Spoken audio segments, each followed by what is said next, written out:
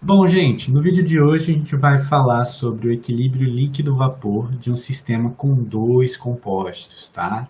E esse sistema é um sistema que segue a lei de Raoult, tá? Então, a gente vai falar, né, do equilíbrio líquido-vapor, LV, pra gente aqui. Então, a gente vai partir da igualdade de potenciais químicos de cada um dos compostos, ok? A gente já viu que essa igualdade de potenciais químicos pode ser traduzida em igualdade de fugacidades, certo? E a gente tem, né, dois compostos, A e B, e que para a lei de Raoult, a fase vapor se comporta como um gás ideal. Então a gente tem que a fugacidade da fase vapor é Y e P. Já a fase líquida se comporta como uma solução ideal e a gente aproximou isso para XI PI de vapor, ok? Aí, igualando os dois lados, a gente chega que YI P é igual a XI PI asterisco, pressão de vapor do componente I puro. Isso vale para A, certo? Onde a gente teria YAP igual a XAPA asterisco, e também, aqui faltou o Azinho aqui, né?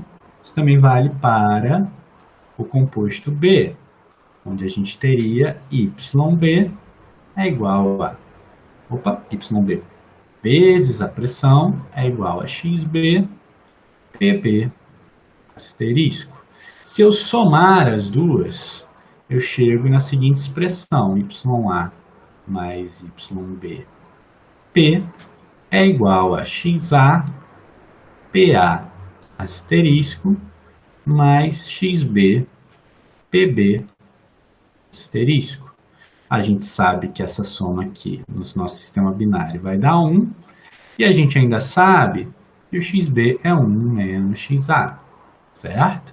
Fazendo isso, a gente chega que P é igual a XA PA asterisco mais 1 menos XA PB, PB asterisco, ok? E aí eu posso reorganizar minha equação desse modo aqui, ó, XA PA asterisco mais PB asterisco menos PB, XA PB asterisco. Então, eu posso tirar XA em evidência e a gente chega na seguinte expressão.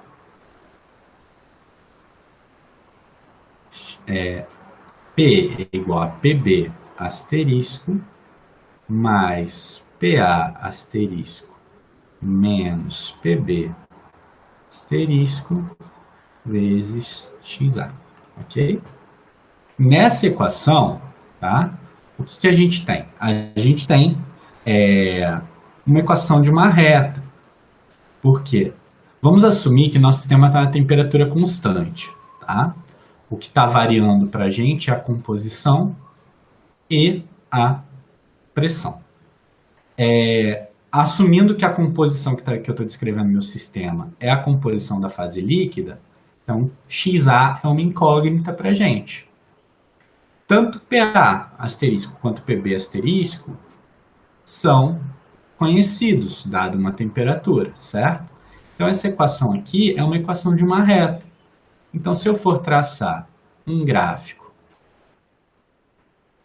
né, de pressão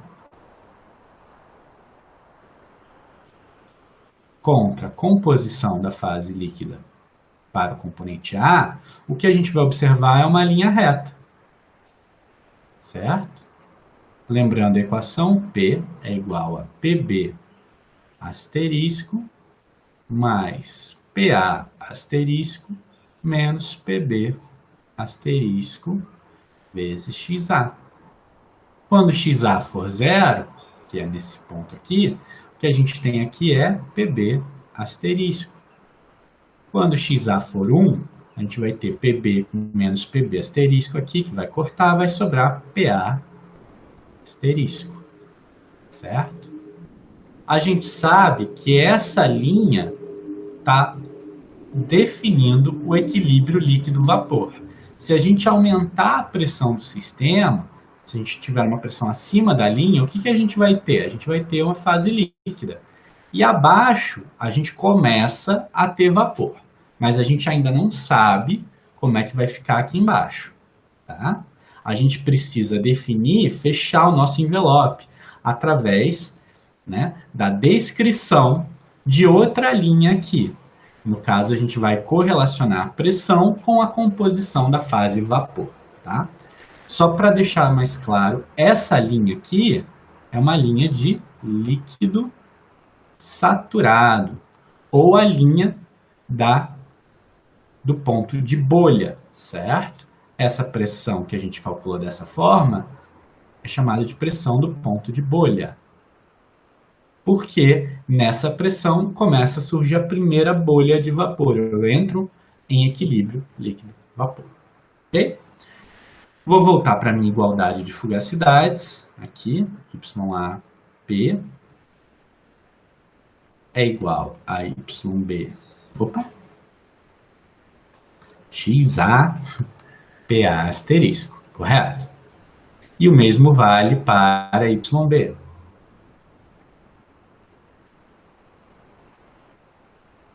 Vezes P igual a XB PB asterisco. O que eu vou fazer agora? Agora, quando a gente fez a soma direto, a gente sumiu com Y da equação. Agora eu quero sumir com X. Para isso, eu vou jogar o PA asterisco e o PB asterisco para o outro lado. A gente vai ficar, então, ó, XA é igual a YA P sobre PA asterisco. E XB é Y... Opa, faltou igual aqui. É igual a YB P sobre PB asterisco. Ok? Agora eu vou somar as duas equações. Se eu fizer isso, eu vou ter XA mais XB sendo igual a YA sobre PA asterisco mais YB sobre PB asterisco vezes P. Só que essa soma aqui vale 1. E aí eu somo com o nosso XA. Então, eu vou pegar tudo que está entre parênteses e jogar para o outro lado, chegando na equação. Vou escrever aqui embaixo. P é igual a 1 dividido por YA sobre... Vai ficar apertado aqui. Vou escrever de novo lá embaixo. PA asterisco mais YB sobre PB asterisco. Ok? Vou mudar a página aqui.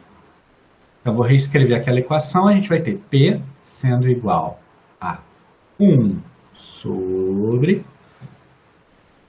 YA sobre PA asterisco mais YB sobre PB asterisco. Vamos lembrar, né, que YB é igual a 1 menos XA, menos YA, perdão, certo? E a gente chega, então, à conclusão de que 1 sobre YA PA asterisco mais 1 sobre PB asterisco menos YA sobre PB, perdão, asterisco. Então, eu vou reorganizar isso tudo que está aqui embaixo no mesmo denominador. Então, a gente chega na equação de P igual a sobre, certo? O denominador vai ser o produto de PA, PB, asterisco. Deixa eu botar aqui um colchete. A gente tem aqui, ó, PA, asterisco, PB, asterisco. E aqui vai ficar YA, PB, asterisco, menos, parcela, perdão, mais essa parcela aqui que vai ficar PA asterisco menos, agora sim, YA PA asterisco. Ok? Deixa eu fechar tudo aqui. Estender aqui. Eu vou jogar PA-PB para cima. E aí a gente vai ficar com PA-PB, claro, asterisco, sendo igual, aliás, dividido por PA asterisco mais, aqui vai ficar, ó, PB asterisco menos PA asterisco que multiplica YA. Ok? Então, para essa linha, essa é a chamada linha de orvalho. É quando tem a última, né, o último resquício da fase líquida ali. Ou o primeiro resquício, dependendo do sentido que você está falando. Né? Então, vamos reparar o seguinte, vamos pensar agora no gráfico, de novo, né, de pressão contra a composição agora da fase vapor. Isso aqui já não é uma equação da reta.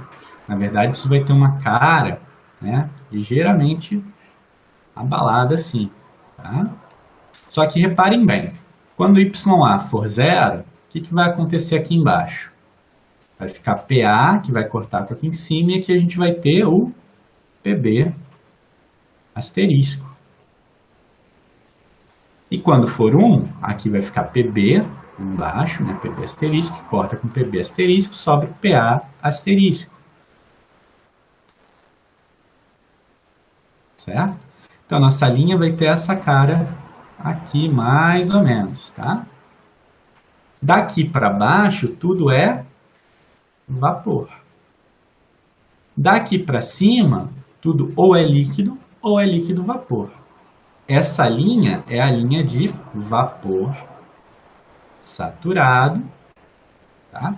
Ou também chamada de linha de orvalho. Tá? Deixa eu apagar aqui, que eu vou usar o gráfico.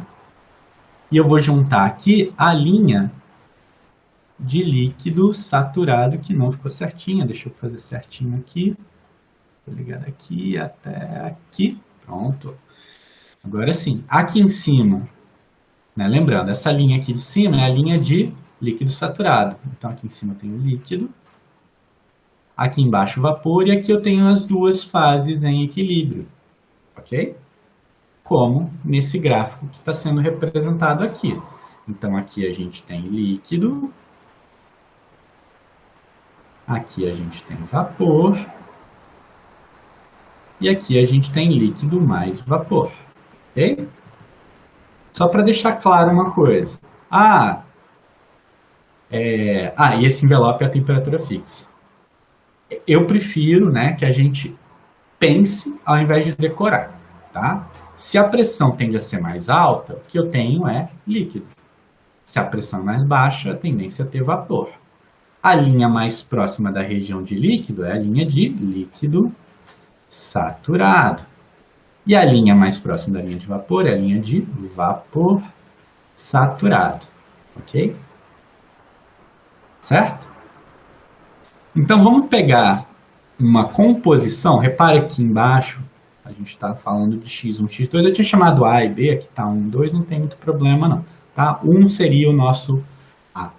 Tá?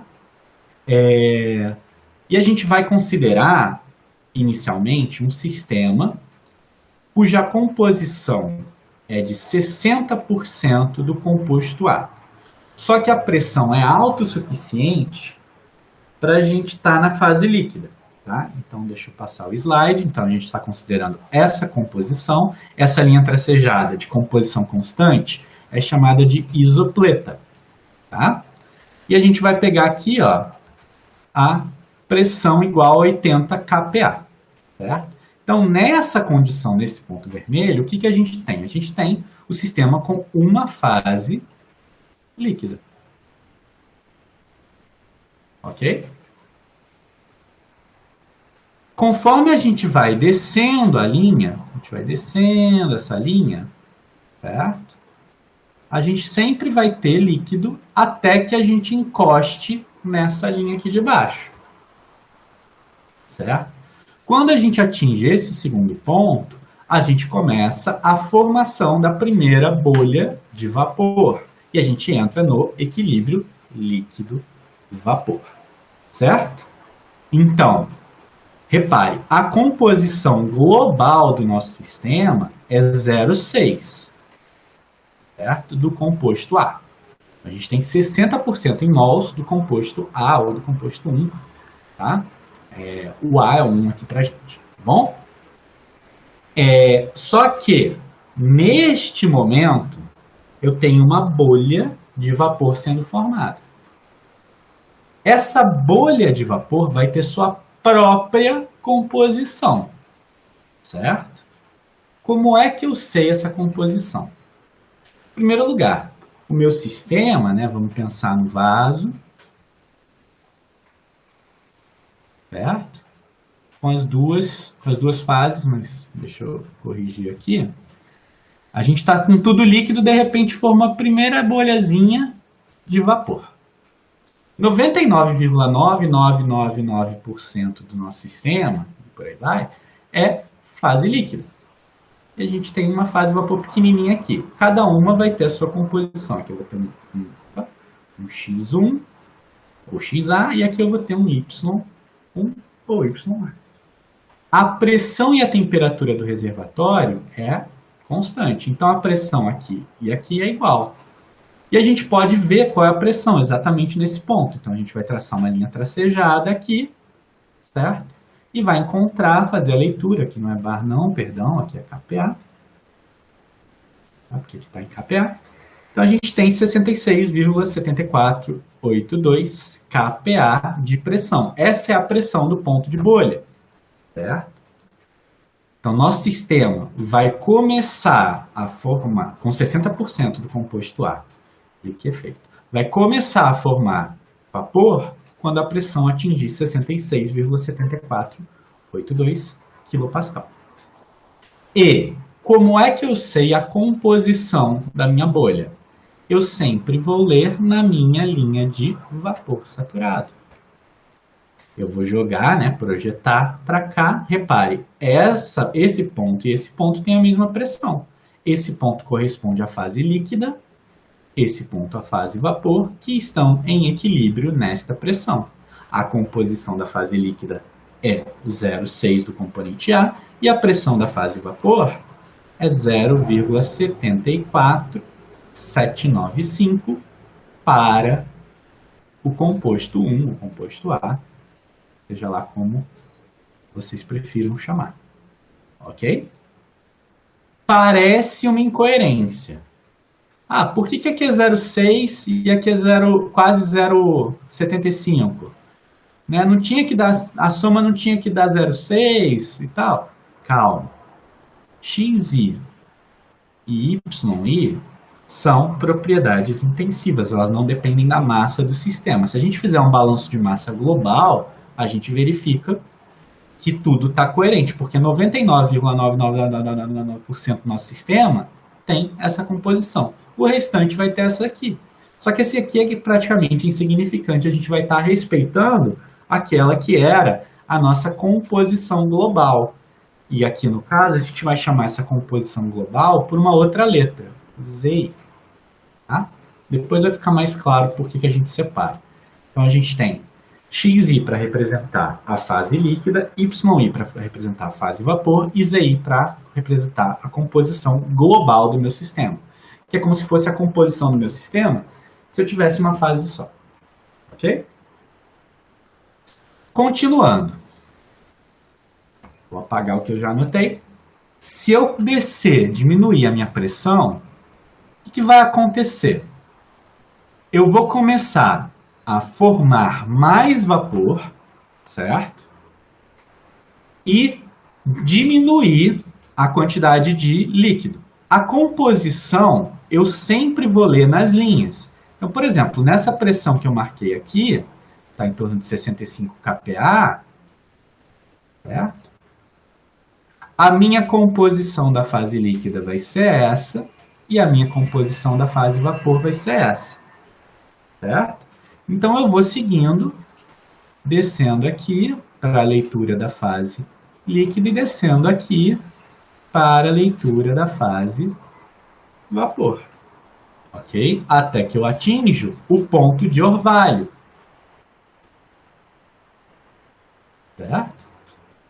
No ponto de orvalho, a composição do meu vapor vai ser de 60% do composto 1, certo?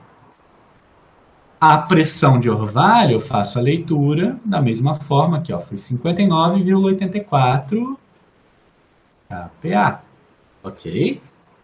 E para ler a composição da nossa última gota de orvalho, a gente lê aqui, né? Marquei com pontinho vermelho aqui, deixa eu apagar isso aqui que é kPa, certo? E faço a leitura aqui embaixo.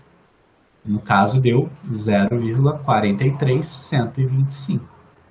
A partir dessa pressão, qualquer pressão que seja menor do que essa, a gente deixa de ter equilíbrio. Então, por exemplo, daqui até...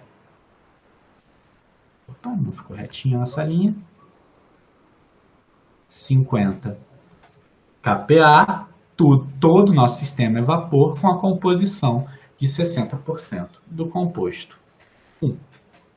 Ok? Era isso que eu tinha para falar nesse vídeo e até o próximo.